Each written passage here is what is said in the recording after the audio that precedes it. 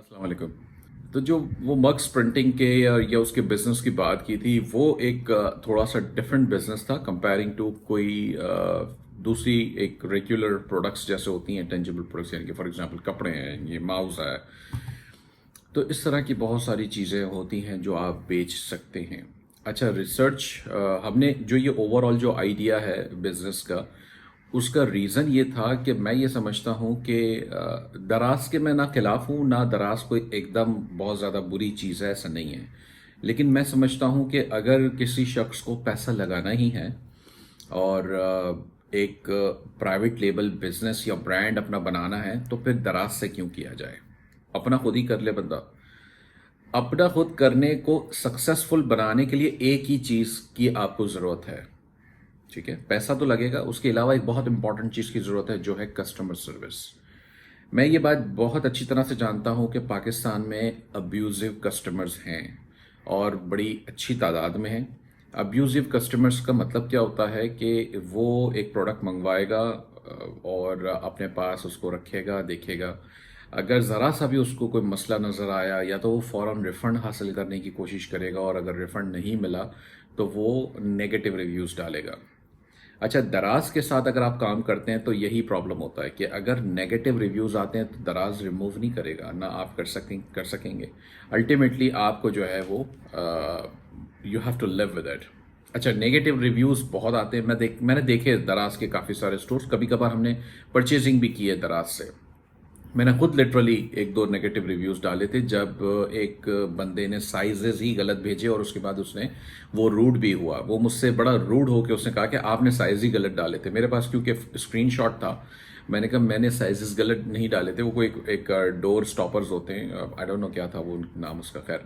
तो वो साइज़ गलत नहीं थे, मुझे पता था, मेरे पास स्क्रीनशॉट्स भी थे ऑर्डर के। तो मैंने कहा आप गलत कह रहे हैं, वो रूड हो गया। जब रूड हुआ तो मुझे भी गुस्सा आया। बहरहाल मैंने उससे कुछ नहीं कहा, मैंने कहा अब ये तो नहीं करेगा। मैंने जाके सिंपली उसके ऑर्डर और प्रोफाइल के ऊपर नेगेटिव रिव्यूज़ डाल दिए। अब वो तो हो गया, क्या करूँ, वो चीज़ें जो हमने मंगाई थी वो वापस करना, मैंने कहा टाइम वेस्ट होगा, और तो इसको फेंक दो। हमने फेंक दिया, डिस्कार्ड कर दिया। तो ये तो हो गई एक बात। अब इसमें तो मैं कसूरवार अल्टीमेटली नहीं था, सेलर का एक मसला था। खैर, तो हमने क्या करना है, एज अ सेलर हमने कस्टमर सर्विस पे ख्याल करना है। कस्टमर सर्विस में अज्यूम कि कस्टमर इज ऑलवेज राइट। देखें, अमेजोन पे कितना अब्यूज होता है, अमेजोन के ऊपर बायर कितना अब्यूज करता है, अमेजोन पे कितने स्कैम्स होते हैं। हम बड़े आराम से कहते हैं कि चलो जी कोई नहीं, बर्दाश्त करो। तो अगर 10% का भी रेशियो, तो हो सकता है पाकिस्तान में 15% का हो, 20% का हो। तो हमें जहन ये रखना है कि हमने वो बर्दाश्त करना होगा। That is part of the business.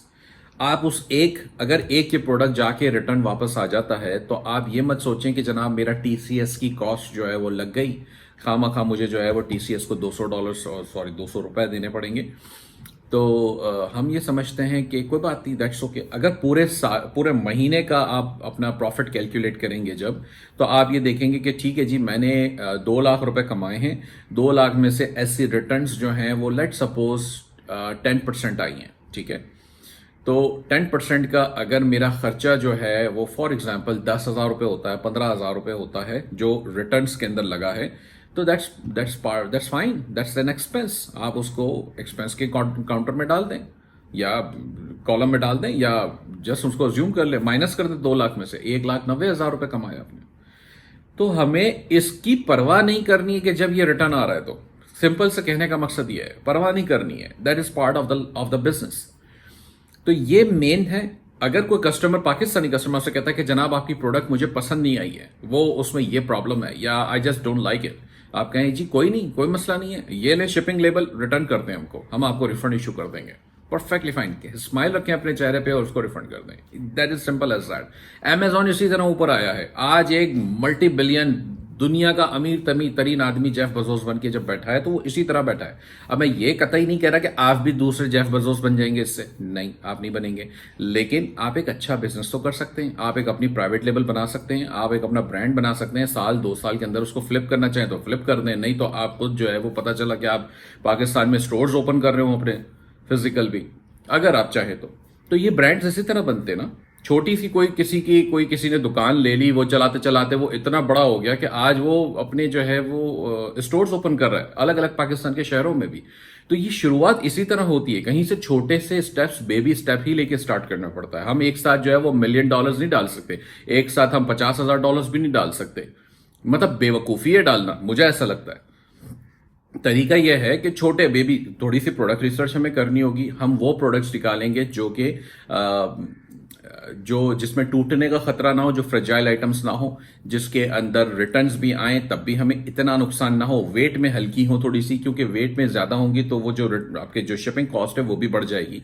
और हम ऐसी जो उसकी जो पैमाइश है, जो मेजरमेंट्स हैं उसकी, वो भी कम हो, वो छोटी हो ज्यादा बड़ी ना हो, तो हम ऐसी चीजें ढूंढेंगे। और पाकिस्तान में ऐसी चीजें चलती हैं, ठीक है। तो अब क्या ज्यादा चलता है वो हम रिसर्च करेंगे। वैसे एक general on top of my mind कहूं तो जी, कपड़े सबसे ज्यादा बिकते हैं, ठीक है ना। कपड़े ऑनलाइन, चाहे वो मर्दाना हो चाहे वो खवातीन के हों, लेकिन बच्चों के हों, वो ज्यादा बिकते हैं ओवरऑल कंपेयरिंग टू दूसरी प्रोडक्ट्स के। तो अगर आपको कपड़ों की इंडस्ट्री में जाना है तो ठीक है जी, लेकिन कपड़ों में रिटर्न्स का रेशियो और ज्यादा है, क्योंकि साइज का, कलर का, स्टाइल्स का मसला आ जाता है। आपको कोई कहेगा जी मुझे एक्स्ट्रा लार्ज टी शर्ट आएगी और आप भेज देंगे, जब वो पहनेगा और उसको अगर जरा सा भी जो है शोल्डर ऊपर नीचे हुआ या वो हुआ तो वो कहेगा नहीं जी मुझे तो पसंद नहीं आ रही, मुझे तो रिटर्न करके दें आप। तो ये चीजें थोड़ी सी आती हैं इसमें। बहरहाल करने को किया जा सकता है, लोग कर रहे हैं, और इसमें कोई ऐसा नहीं है कि ये बिल्कुल ना हो। स्पेसिफिक आप, जैसे मैंने मग्स प्रिंटिंग की बात की थी बिजनेस की, तो उसमें टी शर्ट प्रिंटिंग होती है तो वो भी कर सकते हैं आप, कस्टम प्रिंटिंग ऑफर कर सकते हैं, अभी भी कर रहे हैं लोग कुछ, और आप भी कर सकते हैं। इससे होता यह है कि आप अगर for example one man show है या 2 लोग आप मिल के काम कर रहे हैं ये वाला, तो ऑल टुगेदर आप आराम से $1,000 या उससे ऊपर इसमें कमा सकते हैं। पहले महीने से नहीं कमाएंगे, आपको बिल्ड करना पड़ेगा। बिजनेस बिल्ड करने की बात मैं इसीलिए करता हूं, मैं नौकरी पेशा लोगों से यही मेरी हमेशा बात होती है कि जी आपने बिजनेस कैसे बिल्ड करना है, ठीक है ना। बी योर ऑन बॉस, कैसे बनेंगे आप, तो ये चीज आपको बहुत जरूरी है।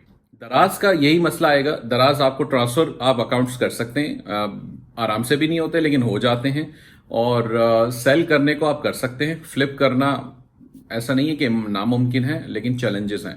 जब उसको जरूरत ही नहीं है, हमें तो कस्टमर सर्विस वही क्वालिटी की देनी है जो टॉप ऑफ द लाइन है तो हमें क्या मसला है। मैंने देखा है बहुत सारे पाकिस्तानी लोकल बिजनेसेस बहुत तंग करते हैं कस्टमर्स को।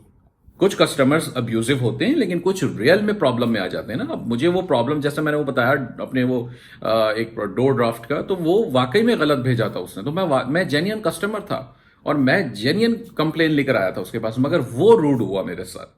तो एंड ऑफ द डे उसे क्या मिला, एक नेगेटिव रिव्यू मिला जो कि उसके दराज के स्टोर पे और लग गया। प्रोडक्ट मैंने जाया कर दी और मैंने उसको अपने पास से एक ब्लैक लिस्ट में डाल दिया। मैंने कहा आइंदा मुझे इससे खरीदना ही नहीं है। तो ये चीजें थोड़ी सी हमें समझनी है। बिजनेसेस बिल्ड होंगे, बिल्कुल होंगे, आपको कंसिस्टेंसी के साथ उसके ऊपर काम करना पड़ेगा। चेहरे पे स्माइल रखनी पड़ेगी, पोलाइटली, रूड नहीं होना है किसी कस्टमर के साथ। बेशक कस्टमर आपको लगे कि गलत कह रहा है तो भी नो प्रॉब्लम, आप उसके साथ स्माइल रखेंगे और उससे वो सर्विसेज या प्रोडक्ट्स अपनी बेचेंगे। इसी तरह आपका बिजनेस बिल्ड होगा। 1 प्रोडक्ट 2 प्रोडक्ट से शुरू करें, कल को उसके अंदर उसी निश के आप प्रोडक्ट्स ऐड करते जाएंगे। प्रोडक्ट्स कहां से मिलेंगी वो भी मैं आपको बताऊंगा। कराची से अगर आप हैं तो कराची भरा पड़ा हुआ है, अगर आप लाहौर से हैं तो लाहौर भरा पड़ा हुआ है, और आप कराची और लाहौर में अगर नहीं हैं तो आप यहां से मंगवा भी सकते हैं। अगर आप इस्लामाबाद में, जो बड़े शहर हैं वहां पे मिल जाती चीजें, ठीक है, आपको प्रॉफिट कम मिलेगा, कोई बात नहीं। अगर आप फॉर एग्जांपल ये माउस बेच रहे हैं और ये माउस बेचने में आप लोकल मार्केट से इसको उठाते हैं, ये तो खैर ब्रांडेड है, लेकिन मैं बात कर रहा हूं कोई अनब्रांडेड कोई प्रोडक्ट हो और मार्केट से उठाते हैं उसे, तो उसे आप रीपैकेज करेंगे और रीपैकेज करने के बाद बेचेंगे तो आपको प्रॉफिट कम बचेगा, क्योंकि आपको कंपीट करना होगा मार्केट से, यानी कि उसी टाइप की प्रोडक्ट्स और लोग जो बेच रहे हैं। बट दैट्स ओके, अगर आपको प्रॉफिट कम है तो कोई बात नहीं, आपको तो मार्केट टेस्ट करनी है ना। मैं तो ये चाहता ही नहीं कि आप एक साथ जो है वो $10-20 लगा दें। आपको तो काम शुरू करना है। आपने ऐसी कोई प्रोडक्ट उठा ली मार्केट से और आपने सोचा जी चलो 25 पीस ले लो इसके और इसको रीपैकेज करते हैं। रीपैकेज कैसे करना है, अगर इनका बॉक्स नहीं है, इसका बॉक्स नहीं है तो बॉक्स नया ले लें, प्लेन व्हाइट बॉक्स लेके उसके ऊपर जो है वो स्टिकर लगा लें, स्टिकर खुद ही प्रिंट कर निकाल लें, कंप्यूटर से प्रिंटर से निकाल लें। अगर आपके पास वो भी नहीं है तो किसी प्रिंट शॉप पे चले जाएं, करीबी कंप्यूटर शॉप पे, उस पर जाके निकलवा लें। तो ये थोड़े से खर्चे हैं छोटे छोटे, और आप अपना बिजनेस इससे बिल्ड कर सकते हैं। इसमें तो जरूरत ही नहीं है कि कोई बड़ा पैसा लगाया जाए। इंपॉर्टेंट चीज यह है कि जो आपकी वेबसाइट है वो हो, फेसबुक का पेज हो, और पेज के ऊपर आप उसे फेसबुक एडवर्टाइजिंग से ट्रैफिक लेकर आएंगे। पाकिस्तान की ऑडियंस इस वक्त भी कंपैरेटिवली यूएस की या यूके की ऑडियंस से बहुत सस्ती है फेसबुक पे। ये चीज याद रखें। जब आप अपने पेज के ऊपर लोगों को लेकर आ रहे हैं, पेज से चीजें शेयर कर रहे हैं, पेज से ही प्रोडक्ट्स अपनी बेचने की कोशिश करें, यानी कि लिंक्स वेबसाइट पे जा रहे हैं, उस पेज के ऊपर ऑडियंस बन रही है, वो ऑडियंस आपका असेट है। कल को अगर आपकी वो ऑडियंस बढ़ते बढ़ते 5 लाख 1 मिलियन पे पहुंच गई तो कितनी बड़ी ऑडियंस हो गई। ये तो कितना बड़ा एसेट हो गया आपका। अब आप इसके ऊपर कुछ भी बेचेंगे वो बिकेगा। रिलेटिव कंटेंट डालें अपनी निश से रिलेटिव कंटेंट कैसे होता है। तो फॉर एग्जांपल अगर आप ये माउस ही बेच रहे थे, तो अगर लेट सपोज ये गेमिंग माउस है, तो फिर आप क्या दिखाएंगे लोगों को पेज के ऊपर? थोड़ा सा गेमिंग से रिलेटेड कंटेंट। ये नहीं कि वो जी कोई लाइव गेम खेल रहा है उसकी वीडियो आपने डाल दी, नहीं, वो बेकार है। आपने रिलेटिव कंटेंट डालना है और वैल्यूएबल कंटेंट डालना है जो कि लोगों को इंगेज करे। आप उनको कुछ बताएंगे कि फलां गेम की फलां चीज में जाके अगर आप फंस जाते हैं, कॉमनली लोग फंसते हैं, तो आप इसको इस तरह से ठीक करेंगे या इस तरह इसको क्लियर करके आगे बढ़ेंगे। That's like a cheat sheet for example. तो इस तरह से, या मुझे नहीं पता, मैं गेम्स नहीं खेलता, लेकिन जो खेलते होंगे उन्हें ज्यादा पता होगा कैसे उनको रेलेवेंट कंटेंट बिल्डअप करना है। अगर जिस चीज के अंदर, अगर मैं अमेजोन पे काम करता हूं तो मुझे पता है कि इसके लिए रेलेवेंट कंटेंट कैसे लाना है। That's my job. तो आपको ये चीजें देखनी होंगी। अगर आप कपड़े बेच रहे हैं तो कपड़ों के से रिलेटेड रिलेटिव कंटेंट क्या लाना है, मतलब कौन सा कपड़ा किस किस वक्त में काम आता है, सर्दियों में क्या चाहिए आपको, गर्मियों में क्या चाहिए, बच्चे के लिए क्या चाहिए, बच्चे किस उम्र के बच्चे के लिए क्या चीज फेवरेबल है। तो वो वैल्यू दें, कस्टमर को एजुकेट करें। जितना ज्यादा एजुकेट करेंगे वो कस्टमर आपके साथ मुंसलिक रहेगा, कनेक्ट होगा, वो इंगेज होगा, वो आगे 4 लोगों को और बताएगा कि जी इधर आओ, इस पेज पे आओ, इस पेज से चीजें आपको अच्छी मिलेंगी। That's the difference. वो स्टोरीज आपकी होती हैं। स्टोरीज हमेशा, मैंने कल स्टोरी पोस्ट की मग्स प्रिंटिंग बिजनेस की, स्टोरीज पहले पढ़ी ना, सब लोगों ने पढ़ी क्योंकि इंटरेस्टिंग थी और वो रियल थी। अपनी स्टोरीज से कनेक्ट करें चीजों को और अपनी या किसी की स्टोरीज के साथ बताएं उसको। लोग स्टोरीज पढ़ते हैं, उन्हें स्टोरीज में मजा आता है, एंगेज होते हैं। छोटी छोटी स्टोरीज जो होती हैं, अब ऐसी बात है, हम नई पूरी नॉवल की बात तो नहीं करें। तो ये चीजें डिफरेंस पैदा करती हैं। अपना ब्रांड इस तरह से आप बनाएंगे, पूरी एक उसके सराउंडिंग में एक कल्चर बनाएंगे, अपने ब्रांड के सराउंडिंग में, कि ये मेरा ब्रांड है, ये चीज है। तो आपने इस तरह से काम करना है। इंशाल्लाह इसके अंदर जो स्ट्रेटजीज आएंगी, जो एक्चुअल कंटेंट है, वो सारा वीएससी के अंदर जरूर जाएगा। आपने स्टडी सारा करना है, आपने लोकल बिजनेस बनाना है। मैं एग्जैक्टली बताऊंगा कि आपने किस टाइप के प्रोडक्ट से काम शुरू करना है, आपने कितनी इन्वेस्टमेंट आपको जरूरत होगी। कोई खास नहीं जरूरत पड़ेगी, लेकिन फिर भी आपको फेसबुक एडवर्टाइजिंग कैसे करनी है। फेसबुक एडवर्टाइजिंग का कोर्स, पूरा मटीरियल ऑलरेडी महमूद हनीफ साहब का बनाया हुआ वीडियो सक्सेस कैंप वीएससी में मौजूद है। आपने वहीं से शुरू करना है। पाकिस्तानी ऑडियंस को सेलेक्ट करना और पाकिस्तानी काम करना, ये इसके लिए स्पेसिफिक वीडियोस और ऐड कर दी जाएंगी। दूसरी बात, ख्याल रखें कि काम ये वाला शुरू करने के लिए हमेशा शहरों, सिटीज से शुरू करें, बड़े शहरों से। जो फेसबुक एडवर्टाइजिंग आप करते हैं तो उसको टारगेट करें बड़े शहरों के लिए, कराची, इस्लामाबाद, लाहौर, रावलपिंडी, जो भी बड़े बड़े शहर हैं, गुजरांवाला। तो ये सारे शहरों से जब आप शुरू करेंगे ना, तो आपको ऑडियंस थोड़ी सी मेच्योर मिलेगी, थोड़ा सा आसान होगा उनके पास डिलीवरी करना। रिटर्न्स भी आती हैं तो भी ठीक है, रिटर्न का रेट भी कम होगा। गांव में, जो देहात में या इन जगहों पे जहां पे डिलीवरीज हो रही है ना, वहां मसले ज्यादा आते हैं। तो आपको शहर सेलेक्ट करने अपनी फेसबुक एडवर्टाइजिंग के अंदर, आपको शहरों के अंदर करवानी है। डिलीवरीज कैश ऑन डिलीवरी होंगी। कैश ऑन डिलीवरी कैसे होती है? टीसीएस और लेपर्ड्स के साथ यहाँ पे अकाउंट्स बन जाते हैं नॉर्मली, आपने वही बनाना है। उनके आपको फ्लायर्स मिलेंगे, उसमें अपनी आइटम डालनी है, पैक करनी है, उनको दे देनी है। वो पिकअप भी करते हैं बाज़ औक़ात, और आप चाहें तो उनके ड्रॉप ऑफ पॉइंट्स पे ड्रॉप भी कर सकते हैं। थोड़ी सी मेहनत जरूर है, लेकिन ये बिल्ड हो सकता है। इसको ऑटोमेट कैसे करेंगे वो भी इंशाल्लाह हम देखेंगे इसके अंदर, क्योंकि ऑटोमेट करने के लिए क्या करना पड़ता है, बंदे लगाने पड़ते हैं। जब बंदे लग गए तो आप, जिसका बिजनेस है, जो बिजनेस का मालिक है, वो फारिग हो गया, ठीक है ना, वो अब आजाद हो गया। वो कहता है कि जी ठीक है, अब मुझे सिर्फ इसके ऊपर नजर रखनी है, बाकी मैं दुनिया में घूमूं, कोई मसला नहीं है। तो ये उस लेवल पे कैसे लेके जाएंगे? शुरू में हमेशा आपको मेहनत खुद करनी पड़ेगी। देखिए, कोई भी ऑटोमेशन की आवाज लगाता है ना, तो ऑटोमेशन के अंदर ये जान लें कि वो बंदे को ऑटोमेट करने के लिए शुरू में मेहनत करनी पड़ेगी। डे वन से ऑटोमेशन नहीं होती है। डे वन से इस ख्वाब के साथ अगर आप आएंगे कि ठीक है जी मैं करूंगा, आगे ले जाके इसको करूंगा, तो दैट्स परफेक्टली फाइन। ये बिजनेस हमें बिल्ड करना है एग्जिट लेने के लिए, बेचने के लिए, फ्लिप करने के लिए। कल को अगर आपका ये बिजनेस इतना बड़ा हो जाता है कि आप इसको 30 40 50 लाख रुपए में बेच सकें, तो परफेक्टली फाइन, क्यों नहीं। बिकते हैं पाकिस्तान में भी बिजनेस, पाकिस्तान में भी लोग बैठे हैं पैसा लगाने के लिए। ग्रुप ही इंशाल्लाह ऐसा हो जाएगा और कि इसी में इन्वेस्टर्स होंगे जो कि ये आपके बिजनेस को परचेज कर लेंगे। और ऐसे भी इन्वेस्टर्स हो सकते हैं जो 2 या 3 मिल के परचेज कर लें। इनफैक्ट हो सकता है कि ईएसपी ऐसा सेटअप बना दे कि जो 2 3 इन्वेस्टर्स का पूल फंड बना के फिर बिजनेसेस को परचेज करवा दे, ताकि ईएसपी की अम्ब्रेला के अंदर आ जाए।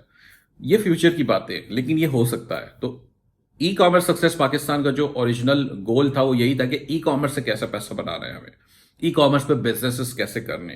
तो ये एक नया बिजनेस मॉडल है, एग्जिस्टिंग है, लेकिन हमने या किसी ने भी इसको टैप नहीं किया था, इस मार्केट को, इस इंडस्ट्री को।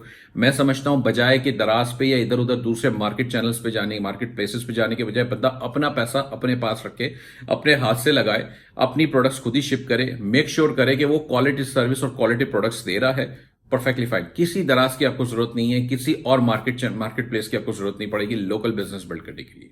इंशाल्लाह आगे इसके ऊपर जरूर बात करेंगे। थैंक यू, अस्सलाम वालेकुम।